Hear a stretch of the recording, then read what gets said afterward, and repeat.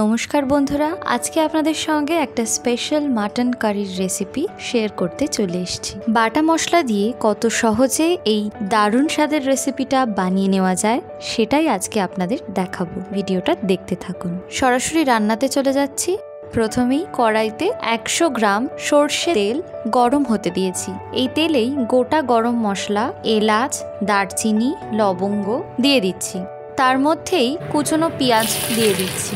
5টা বড় পেঁয়াজ কুচিয়ে দিয়েছি। পেঁয়াজটা ভেজে ব্রাউন হয়ে গেছে। এই পর্যায়ে 1 টেবিল চামচ রসুন বাটা দিয়ে দিচ্ছি। রসুনটা ভেজে নিচ্ছি। কাঁচা গন্ধ চলে গেলে এর মধ্যে দিয়ে দিচ্ছি 1 চামচ পরিমাণ আদা বাটা।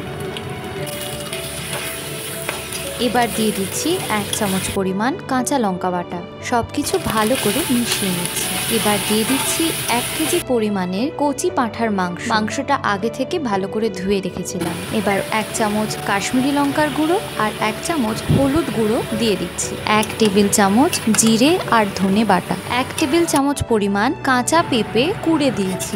এখানে আপনারা পেঁপেটাকে বেটেও ব্যবহার করতে পারেন। 2-4 মিনিট কষিয়ে নেওয়ার পর গ্যাসটাকে লো ফ্লেমে করে 250 গ্রাম টক দই, যেটা ফেটিয়ে নিয়েছি আমি, অল্প অল্প করে দিয়ে দিচ্ছি।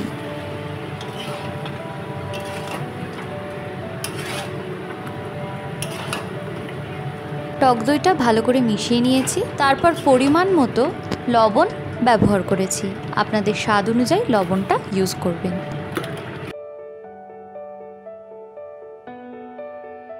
আর 1/2 চামচ চিনি ইউজ করেছি।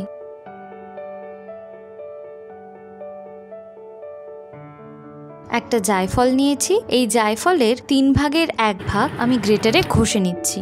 ভালো করে মিশিয়ে নিচ্ছি। মাংসটা কষাতে কষাতে জল বেরিয়ে এসছে। মাংসটাকে আমি প্রেসার কুকারে ট্রান্সফার করে নিচ্ছি। কড়াইয়ের মশলা ধোয়া জল 1 কাপ মতন অ্যাড করেছি আর প্রেসারে 2টো সিটি দিয়ে নিয়েছি। যেহেতু এখানে কচি পাঁঠা ইউজ করেছি তাই এখানে 2টো সিটি দিয়ে নিয়েছি। মাটন কারিটা প্রেসার কুকার থেকে কড়াইতে ট্রান্সফার করে নিচ্ছি। আমরা বাঙালিরা আলু ছাড়া মাটন কারি কিন্তু ভাবতেই পারি না, তাই আমাদের সব থেকে পছন্দের আগে থেকে ভেজে রাখা আলুগুলো গ্রেভিতে অ্যাড করে দিচ্ছি। আর প্রেসার কুকার ধুয়ে একটু জলও অ্যাড করে দিয়েছি।